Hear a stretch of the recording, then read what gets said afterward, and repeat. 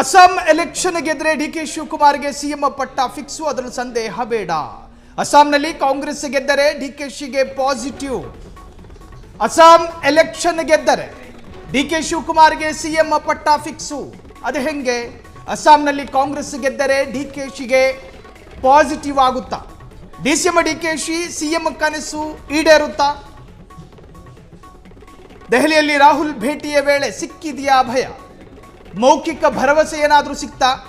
ಅಸ್ಸಾಂ ಚುನಾವಣೆ ಮೊದಲು ಗೆಲ್ಲಿಸಿಕೊಂಡು ಬನ್ನಿ ಅಂದ್ರೆ ಏನಾದರೂ ಒಂದು ಟಾಸ್ಕ್ ಏನಾದರೂ ಕೊಡಲಾಯ್ತಾ? ಮೊದಲು ಅಸ್ಸಾಂ ಚುನಾವಣೆ ಗೆಲ್ಲಿಸಿಕೊಂಡು ಬನ್ನಿ ಅಂದ್ರ ಪ್ರಿಯಾಂಕಾ.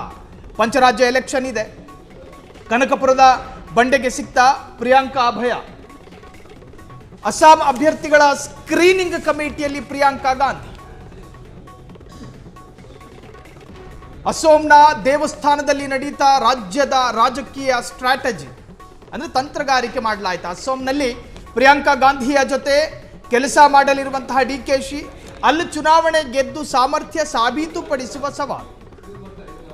ಮಹಾರಾಷ್ಟ್ರ, ಗೋವಾ, ತೆಲಂಗಾಣದಲ್ಲಿ ಈ ಹಿಂದೆ ಮಿಶ್ರ ಫಲ ಸಿಕ್ಕಿತ್ತು.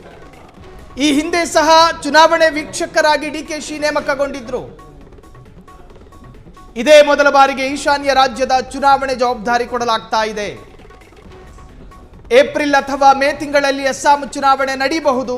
ಆ ಸಂದರ್ಭದಲ್ಲಿ ಸರಿಯಾದ ರೀತಿಯಲ್ಲಿ ಡಿಕೆ ಶಿವಕುಮಾರ್ ಆ ರಾಜ್ಯದ ಎಲೆಕ್ಷನ್ ರಿಸಲ್ಟ್ ಅನ್ನು ಕಾಂಗ್ರೆಸ್ಸಿಗೆ ತಂದುಕೊಟ್ರೆ ರಾಜ್ಯದಲ್ಲಿ ಅವರು ನಿರೀಕ್ಷೆ ಮಾಡಿರುವ ಸ್ಥಾನ ಸಿಕ್ಕೀತು.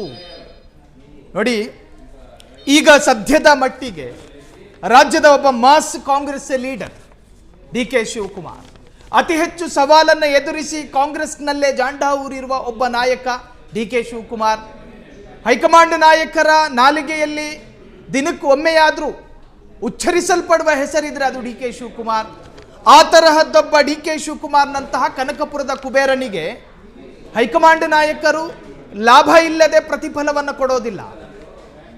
ಅವರಿಗೊಂದಷ್ಟು ಟಾಸ್ಕ್ ಅನ್ನು ಕೊಡಲಾಗಿದೆ. ಆ ಟಾಸ್ಕ್ ಅನ್ನು ಒಂದು ವೇಳೆ ಅವರು ಪ್ರಾಯೋಗಿಕವಾಗಿ ಪಾಸಿಟಿವ್ ಆಗಿ ಟರ್ನ್ ಮಾಡಿದ್ರೆ ನಿಮಗೆ ರಾಜ್ಯದಲ್ಲಿ ನೀವು ಅಂದುಕೊಂಡಂತಹ ಪಟ್ಟವನ್ನು ಕೊಡ್ತೀವಿ ಅನ್ನೋ ಟಾಸ್ಕ್ ಏನಾದರೂ ಕೊಡಲಾಗಿದೆಯಾ? ರಾಜಕೀಯದಲ್ಲಿ ಸಸ್ಪೆಕ್ಟೆಡ್ ಕೆಲವೊಂದು ಅಂದಾಜಿನ ಪ್ರಶ್ನೆಗಳು ಉದ್ಭವಗೊಳ್ಳುತ್ತೆ, ಅದು ತಪ್ಪಲ್ಲ. ಈ ತರಹದೊಂದು ಟಾಸ್ಕ್ ಕೊಡೋದು ಕಾಂಗ್ರೆಸ್ಸಿನ ಸಾಂಪ್ರದಾಯಿಕ ಪದ್ಧತಿ. ಬಹುದೊಡ್ಡ ಲಾಭವನ್ನು ಪಡೆದು ಸಣ್ಣದೊಂದು ಪಟ್ಟ ಕೊಡೋದಕ್ಕೇನು ಕಾಂಗ್ರೆಸ್ಸಿಗೆ? ಇನ್ನೇನು ಕೆಲವೇ ತಿಂಗಳಲ್ಲಿ ಪಂಚರಾಜ್ಯ ಎಲೆಕ್ಷನ್ ಇದ್ದಾವೆ. ಮಹಾರಾಷ್ಟ್ರ, ತೆಲಂಗಾಣ, ಹೀಗೆ ಒಂದಷ್ಟು ರಾಜ್ಯಗಳ ಚುನಾವಣೆಯ ಸಂದರ್ಭದಲ್ಲಿ ಕಾಂಗ್ರೆಸ್ಸಿಗೆ ಭಾರಿ ಬಲ ಸಿಕ್ಕಿದ್ರೆ ಡಿಕೆ ಶಿವಕುಮಾರ್ಗೆ ಪ್ರತಿಫಲದ ಭರವಸೆ ಏನಾದರೂ ಕೊಟ್ರ ಇನ್ನಷ್ಟು ಆಕ್ಟಿವ್ ಆಗಿ ಉತ್ಸಾಹಿತರಾಗಿ ಕೆಲಸ ಮಾಡೋದಕ್ಕೇನಾದರೂ ಬೂಸ್ಟ್ ಸಿಗ್ತಾ? ನಿಜಕ್ಕೂ ಕೂಡ ಮುಂದಿನ ಡಿಕೆ ಶಿವಕುಮಾರ್ ಅವರ ಹೆಜ್ಜೆ ಅತ್ಯಂತ ಕೌತುಕವನ್ನ ಮೂಡಿಸಲಿದೆ. ಕ್ಷಣ ಕ್ಷಣದ ಸುದ್ದಿಗಳಿಗಾಗಿ ಫ್ರೀಡಂ ಟಿವಿ ಸಬ್ಸ್ಕ್ರೈಬ್ ಮಾಡಿ, ಲೈಕ್ ಮಾಡಿ ಹಾಗೂ ಫಾಲೋ ಮಾಡಿ.